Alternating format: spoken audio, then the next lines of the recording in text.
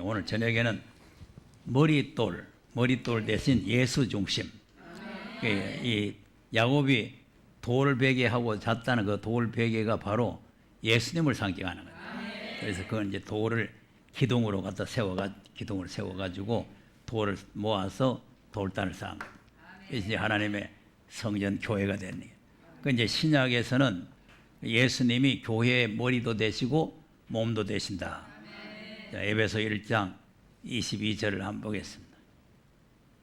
시작. 또 만물을 그 발 아래 복종하게 하시고 그를 만물 위에 교회의 머리로 주셨느니라. 교회는 그의 몸이니 만물 안에서 만물을 충만케 하시는 자의 충만이니라. 네. 아멘. 자, 그러니까 교회의 머리가 예수님께서는 교회의 머리. 그러니까 이제 머리에 이제 이 야곱이 머리돌 했던 그 머리돌을 이제 기둥으로 세웠다. 그러니까 이제 교회의 기둥은 예수님이 돼야 되는 거죠. 그러니까 이제 야곱이 돌베개를 갖다가 기둥을 세웠다 하니까 또 돌 주스다가 하는 게 아니고 예수님이 돌이에요. 예수님이. 예. 자, 그러니까 우리가 이제 예수님과 같이 함께 오늘 또 만들어 가자고 하는 찬양을 했는데, 자, 2장 20절을 한번 보겠습니다. 시작. 너희는 사도들과 선지자들의 터 위에 세우심을 입은 자라. 그리스도 예수께서 친히 모퉁이 돌이 되셨느니라. 예수의 모퉁이 돌이야. 모퉁이 돌이 머릿돌이야. 그게 모퉁이 돌이 됐는데, 그럼 예수님 돌 하나만 딱 놔둬가지고는 건물이 안 되잖아요. 그다음 그의 안에서 건물마다 서로 연결하여 주 안에서 성전이 되어가고 너희도 성령 안에서 하나님의 거하실 초소가 되기 위하여 예수 안에서 함께 지어져 가느니라. 아멘. 우리가 함께. 그러니까 이제 머릿돌을 기둥으로 이렇게 머릿돌을 기둥으로 세웠는데 이 하나만 달랑 해가지고 돌이 같이 쌓여져야 되는 거죠. 그러니까 이제 예수님을 중심해서 우리도 산돌같이 같이 쌓여지는 교회가 되야 된다. 자, 베드로전서 2장 4절 5절 한번 보겠습니다. 사람에게는 버림바가 되었으나 하나님께는 택하심을 입은 보배로운 산돌이신 예수에게 나와 너희도 산돌같이 신령한 집으로 세워지고 예수 그리스도로 말미암아 하나님이 기쁘게 받으실 신령한 제사를 드릴 거룩한 제사장이 될지니라. 아멘. 자, 그러니까 이제 예수님이 산돌, 우리도 산돌같이 예수님이 머릿돌. 그러니까 이제 예수님이 버린 돌, 머릿돌, 모퉁이 돌, 뭐 이렇게 이제 여러 번 설명을 하죠. 자, 그다음 이제 그 내용을 그 6절, 7절에 다시 설명합니다. 자, 경에 기록하였으되 보라 내가 택한 보배롭고 요긴한 모퉁이 돌을 시온에 두노니 저를 믿는 자는 부끄러움을 당치 아니하리라 하였으니. 경에 기록했다는 건 성경에 기록됐단 말이에요. 그러니까 성경에 예수님이 모퉁이 될 보배로운 돌이 될 거를 갖다가 미리 말씀을 해놨다는 거죠. 예, 그 말씀대로 예수님 오셔서 버린 돌이 되고 머릿돌이 되셨다는 거죠. 그러므로 믿는 너희에게는 보배이나 믿지 아니하는 자에게는 건축자들의 버린 그 돌이 모퉁이의 머릿돌이 되고. 예. 아멘. 그리고 우리 믿는 사람에게는 예수 그리스도가 보배죠. 예, 보배돌이 되는데 믿지 않는 사람들에게는 거기 버린 돌이 걸림돌이 되는 거예요. 가다가 걸려서 자빠지는 거예요. 또한 부딪히는 돌과 거치는 반석이 되었다 하니라. 저희가 말씀을 순종치 아니하므로 넘어지나니 이는 저희를 이렇게 정하신 것이라. 예, 이거. 그 예수가 거침돌이 되면 안 되겠죠. 이 걸리는 돌이 돼가지고 걸려가지고 넘어지게 되면은 박살이 나는 거죠. 깨지는 거예요. 그래서 이제 하나님께서 이 돌에 대한 설명을 하실 때에 초림의 예수님은 버린 돌이 돼가지고 안 믿는 사람은 걸려가 자빠져요. 자빠지면은 개인이 깨지죠. 개인이. 근데 이제 재림은 이 돌이 부활해서 성천해 볼단 말이에요.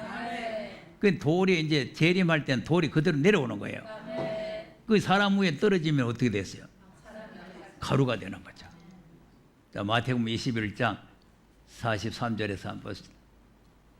시작. 그러므로 내가 너희에게 이르노니 하나님의 나라를 너희는 빼앗기고 그 나라의 열매 맺는 백성이 받으리라. 이 돌 위에 떨어지는 자는 깨어지겠고 이 돌이 사람 위에 떨어지면 저를 가루로 만들어 흩으리라 하시니. 아멘. 그러니까 사람이 돌 위에 떨어지면은 그 사람 개인이 깨지지만은 돌이 사람 위에 떨어지면은 박살난다 이거예요. 가루로 만들어서 흩어버린다는 거 아닙니까? 바람이 휙 불러가 다 날아가 뿐다 이 말이에요. 그러니까 계속 지금 이 심판의 복음에 대한 내용을 보면은 다 이게 박살낼 일들만 자꾸 나와요. 깨져가지고 저보다 박살내가지고 바람이 불어가지고 날려버린다 이거죠. 이사야 41장에도 보면은 지렁이 같은 야곱을 이가 날카로운 세타제기를 만들어가지고 큰 산을 쳐서 부스리를 만들어가지고 회리바람 날려버린다는 거 아닙니까? 또 다니엘서 2장도 보면은 우상의 꿈을 꿨는데 돌이 그냥 따라와서 막 발을 떼기 쳤더니 박살이 나가지고 바람이 불면 다 날아가 버렸다는 거 아니에요.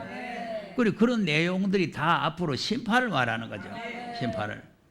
그러니까 이제 초림은 주님이 오셨는데 유대인들이 안 믿었잖아요. 안 믿으니까 다 이 돌에 걸려가지고 자기들이 깨지는 거죠. 개인들이 멸망을 하는 거죠. 그런데 이것이 이제 위에서 떨어지면은 이 세계를 전부 다 박살내는 거죠. 완전히 세상을 박살내가지고 이제 바람을 날려버리고 새하늘과 새 땅을 만드시는 거죠. 그러니까 오늘 본문에도 지금 이 야곱에게 나타나서 하나님께서 말씀하신 게 네 누운 땅을 너와 네 자손들에게 줘가지고 네 자손들이 티끌먼지같이 평만할 것이다. 세상 지면을 다 채운다는 거죠. 그러니까 그때 야곱이 자기 형님을 속이고 아버지한테 축복을 받고 떠나갈 때 하나님께서 하신 말씀인데 아직 안 이루어지고 있어요. 이게 이제 주님이 오셔야 이루어지는 거예요.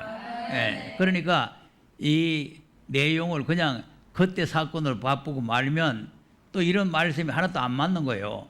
뭐 버린 돈이 머리돈이 하는 게 이런 게 또 안 맞아요.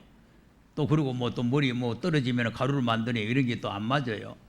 그러니까 지금 성경 전체는 주님이 재림을 하셔가지고 이 깨트려 버리고 새로운 세상을 만들어야 된다. 그 나라의 이 야곱의 자손들이 그 안에 들어가서 평만하게 많이 살게 된다. 그래서 예수님은 머리 돌도 되시고 버린 돌도 되시고 떠인 돌도 되시는데 또 닦아둔 터가 되세요. 자, 고린도전서 3장 10절에서 한번 보겠습니다. 시작. 내게 주신 하나님의 은혜를 따라 내가 지혜로운 건축자와 같이 터를 닦아둠에 다른 이가 그 위에 세우나 그러나 각각 어떻게 그 위에 세우기를 조심할지니라. 네. 아멘. 자, 터를 닦아뒀죠. 지혜로운 건축자죠. 이 자꾸 이제 이거 마태복음 7장에도 건축자, 여기도 건축자가 나오는데 이 건축자라는 건 어떤 집을 하나 짓는 게 아니고 하나님의 나라를 건설하는 건축자예요. 그러니까 이제 이 건축자들이 이제 초림의 예수님을 이제 머릿돌 오셨는데 버려버렸단 말이에요. 버린돌이 됐잖아요. 근데 예수님이 머릿돌이 돼가지고 기초돌이 됐어요.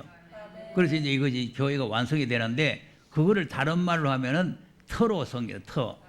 닦아둔 터. 그다음 이 닦아둔 것 외에 능히 다른 터를 닦아둘 자가 없으니 이 터는 곧 예수 그리스도라. 자, 아멘. 터가 예수 그리스도죠. 그러니까 지금 하나에서 10가지가 예수 중심으로 모든 게 이루어져야 된다 이거죠. 예. 그러니까 이제 돌도 예수님이 기초돌이 되고 머리돌이 되고 기둥이 됐는데 우리가 거기에 붙어가지고 연합해가지고 교회가 지어져야 된다. 예수님이 또 터가 됐는데 그 터 위에다가 우리가 집을 지어야 된다는 거예요. 딴 데 가서 지으면 안 된다는 거죠. 그 터 위에 세우는 거죠. 자, 그러면 이제 이 터가 뭐냐니까 초림이죠. 세우는 거는 재림이란 말이에요.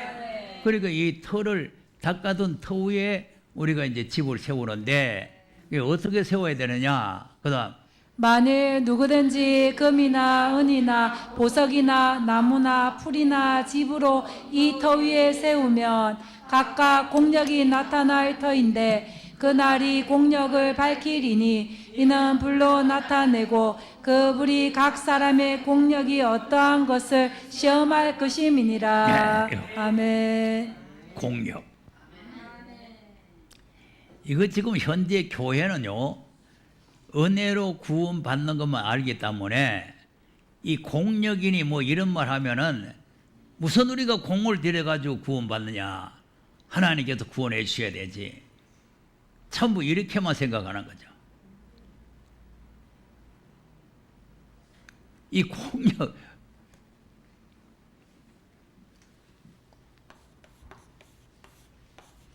이 힘력이 들어가는 힘력, 공력, 힘이 들어가야 돼. 자, 그런데 보세요. 죄와 허물로 죽었던 사람이 힘쓸 수 있어요? 공력이 있어요? 그러니까 이 초림으로 갖다가 붙이면은 이 말씀이 안 맞는다니까. 죄와 허물로 죽었던 사람을 하나님께서 독생자를 보내가지고 주님을 살리시면서 우리도 같이 살릴 뿐 아닙니까? 그러니까 그건 하나님의 은혜로 우리가 구원받은 거예요. 그러니까 지금 그것만 머릿속에 잠도 꽉 들어가지고 이런 말씀을 하면은 무슨 우리가 공력을 해서 뭐 구원받나 또 이래. 재림은 공력이 들어가야 돼. 그런데 하나님께서 공력이 들어갔는지 안 들어간지 시험을 한다는 거 아닙니까? 그러니까 지금 아브라함을 시험하듯이 우리도 다 시험을 하는 거죠. 그래서 그 공력이 불타게 되면은 해를 받고 그 공력이 불타지 않고 남아 있으면은 상을 받는다는 거 아니에요. 그 말이죠. 공력을 밝히니 불로 나타내고 불이 각 사람의 공력이 어떠한 것을 시험할 것이라. 그다음 만일 누구든지 그 위에 세운 공력이 그대로 있으면 상을 받고 누구든지 공력이 불타면 해를 받으리니 그러나 자기는 구원을 얻되 불 가운데서 얻은 것 같으리라. 네. 아멘. 자, 여기 이제 좀 어려운 내용이요. 자, 그러니까 이제 상과 해죠. 상과 봉이죠. 예, 그러니까 이제 상과 봉, 상과 해. 예, 이렇게 이제 우리가 생각하면 돼. 그러니까 이제 상 못 받으면은 그냥 있으면 되는 게 아니고 상 못 받으면은 봉을 받는, 해를 받는단 말이에요. 근데 해를 받는데 무슨 해냐면은 불 가운데 떨어진다는 거죠. 그럼 어떻게 됐어? 다시 오신 주님을 기다리다가 그럼 주님 오셨는데 다른 사람은 다 멸류관 받고 상 받아가지고 새하늘새다 들어가는데 자기는 불 속에 들어가 버려. 좋아요. 그러니까 우리가 불 속에 안 들어가려면 공력이 들어가야 된다. 네. 그래서 우리가 하나님 다시 오실 예수님을 만나려면은 금으로 집을 세워야 돼. 나무나 지프로 이런 걸 세우면. 그래서 내가 자꾸 말씀을 드리는 거는 무슨 돈 많이 내라 이런 뜻이 아니고 공력이 하나님 앞에 좀 들어가야 돼요. 그냥 아무 공력도 안 들어가고 그냥 꼴쩍꼴쩍 그냥 나왔다 간다 이런 식으로 해서는 되는 게 아니에요. 그러니까 내가 왜 이런 말을 해야 되느냐 하면은 안 하면 내가 직무유기요. 내가 그 말을 하라고 세워놨는데 요 말 하면 시험 들지 않겠나 싶어서 말 안 하면 직무유기가 되는 거죠. 그게 듣기 좋아하든지 싫어하든지 그냥 자꾸 해야 되는 거죠. 예. 근데 이제 그 듣고 그 이래가지고는 안 되겠구나, 바르게 해야 되겠구나 하면은 공력이 들어가는 거고. 아이고 시끄럽다, 내 알아서 믿는다, 네 암만 그래봐야 내 안 해. 이러고 있으면은 공력이 안 들어가는 거죠. 자, 그러니까 이제 히브리서도 털을 다시 닦지 마라 그랬잖아요. 자, 히브리서 6장 1절 2절 한번 보세요. 시작. 그러므로 우리가 그리스도의 초벌을 버리고 죽은 행실을 회개함과 하나님께 대한 신앙과 세례들과 안수와 죽은 자의 부활과 영원한 심판에 관한 교훈의 털을 다시 닦지 말고 완전한 데 나아갈지니라. 이겁니다. 아멘. 털을 다시 닦지 말고, 이미 주님이 다 털을 닦아놨는데 다시 닦으면 다른 예수를 믿게 되는 거예요. 다시 닦으면 다른 교훈을 받게 되고, 다시 닦으면 예수를 다시 못 박는게 되는 거예요. 그러니까 다시 닦지 마라 이거예요. 예수님이 십자가에 죽으시고 부활하신 것이, 그것이 털을 닦아 놓은 거니까 그거 말고 다른 거 더 닦지 말라는 거죠. 거기에다가 이제 우리가 집을 금으로 세워야 된다. 그래서 불타지 않는 것으로 세워야 된다. 그러니까 이제 다시 닦지 말라는 말씀을 여기서 강조하고 있는 거죠. 예. 그러니까 우리가 이미 예수님께서 십자가에 죽으시고 부활하시고 털을 닦아난 그 터 위에다가 우리가 성전을 세워야 된다는 거죠. 그런데 이제 이 말씀대로 성전을 안 세우면, 예수 중심으로 안 세우면은 도적의 집이 되든지 강도의 굴이 되든지 그래요. 그러니까 이제 이것이 이제 상당히 문제점이 되는 거죠. 자, 그러면 교회의 기둥, 그럼 예수님이 기둥인데 성경에는 뭘 말했냐면은 진리가 기둥이 돼야 된다. 자, 디모데전서 3장 15절 시작. 만일 내가 지체하면 너로 하나님의 집에서 어떻게 행하여야 할 것을 알게 하려 함이니 이 집은 살아계신 하나님의 교회요 진리의 기둥과 터이니라. 네. 아멘. 그러니까 하나님의 교회인데, 하나님의 교회는 진리가 기둥이 된. 그러니까 예수님이 닦아둔 터라 그랬잖아요. 그러니까 진리와 예수님이니까 예수님이 진리가 되시고 기둥이 되신다. 그러니까 이제 예수님이 기둥이 되셔가지고 교회의 터도 되고 기둥도 되고, 그러니까 예수를 중심한 거예요. 그러니까 교회는 예수를 중심해서 예수 외에는 이 교회가 될 수가 없는 거죠. 예. 그러니까 이제 베드로도 주는 그리스도시요 살아계신 하나님 아들이십니다 하고 신앙 고백을 하니까 교회가 세워진 거 아닙니까? 그러니까 그 예수를 중심하단 말이에요. 예수 중심으로 세워지는 그런 교회가 되어져야 된다. 그래서 그런 교회가 안 되게 되면은, 그러면 어떻게 되느냐? 그러면 쭉정이가 되든지 가라지가 되든지 해가지고 불타는 거예요. 진리로 세워지지 않으면 비진리겠죠. 그러니까 오늘 이제 거짓 선지들이 많이 나온다 그렇게 말하는 거는 비진리, 거짓이 많이 나온다는 거죠. 거짓이. 그러니까 우리가 늘 이제 말씀을 듣고 있지만은 예수 그리스도, 하나님 아버지, 하나님 아들, 요 가장 기본적인 거, 이걸 모르게 되면은 거짓 선지가 되고 강도떼가 돼요. 자, 요한일서 2장 22절 한번 보세요. 내가 이렇게 말하면은 윤 목사가 뭐 현재 교회를 전부 다 강도떼라 했다 뭐 이렇게 얘기를 하는데 성경이 그래 되어 있는 거예요. 자, 시작. 거짓말하는 자가 누구뇨? 예수께서 그리스도이심을 부인하는 자가 아니뇨? 아버지와 아들을 부인하는 그가 저 그리스도니. 자, 보세요. 아멘. 거짓말하는 자. 거짓말 한다니까. 그리고 계시록 14장에 14만 4천은 입에 거짓말이 없다 그랬잖아요. 그러니까 그 14만 4천은 예수 그리스도를 입으로 시인하는 거죠. 입에 거짓말이 없다는 말은 입으로 시인해야 된다 이 말이에요. 그러니까 예수가 그리스도이심을 입으로 시인을 해야 된다. 그러면 예수를 그리스도라고 시인하는 사람은 아버지와 아들을 시인하게 되는데, 그러면 이제 아버지와 아들을 부인하게 되면은 적그리스도가 되어버려요.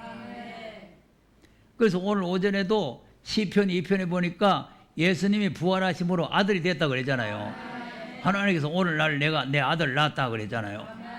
그런데 그 아들을 하나님께서 낳았다 그러는데 오늘 신학은 아들이 없다. 하나님은 한 분이다. 근데 무슨 아들이 따 있나? 그 이렇게 이제 주장을 하니까 우리가 이렇게 듣고 있다가도 그런 소리 들으면은 글쎄 그럼 뭐 하나님 한 분인데 무슨 아들이 있나? 그러면 때로는 아버지가 됐다가 때로는 아들이 됐다가 이렇게 생각하는 거예요. 이렇게 될 수 있어요? 그러니까 그렇게 될 수 없다 하니까 하나님은 하실 수 있다. 야, 하나님일수록 질서정연합니다. 하나님일수록. 이래 되면 아버지 됐다가 이래 되면 아들 됐다가 그러면 안 된단 말이에요. 분명하게 아버지가 계시고 아들이 계시는 거예요. 그다음 아들을 부인하는 자에게는 또한 아버지가 없으되 아들을 시인하는 자에게는 아버지도 있느니라. 아멘. 아니, 진리잖아요. 확실하잖아요. 아버지가 없는데 어디 아들이 있고 아들이 없는데 무슨 아버지가 있습니까? 그런데 왜 신학은 하나님 한 분밖에 없다 하고 자꾸 헛소리 하느냐니까. 그런데 그게 골수에 전부 다 꽉 박혀가지고 신학자들만 그런 게 아니고 일반 성도들 골수에 박혀가지고 내가 아무리 이렇게 말해도 안 들어요. 여기 내 하나님과 아들 이렇게 설명하는데 이걸 갖다 자꾸 부인하면은 그거 뭐 어떻게 할 도리가 없잖아요. 성경 말씀 자체를 안 믿으니까. 아니 내가 마태복음 3장으로 3일째 설명해 놓으니까 부인했다고 내한테 뭐라 하는 사람이 있다고 그랬잖아요. 그래서 내가 마태복음 3장으로 뭘 어떻게 부인했는지 나는 또 깜짝 놀라가지고 뭘 왜 부인했느냐 물어보니까 마태복음 3장으로 하는데 완전히 부인하더라고요. 그 마태복음 3장이 완전히 부인하는 거예요? 예수님이 세례요한에게 세례 받으시고 하늘에서 하나님께서 음성이 들리시고 성령이 비둘기같이 내리시고 그런데 어떻게 완전히 부인하는?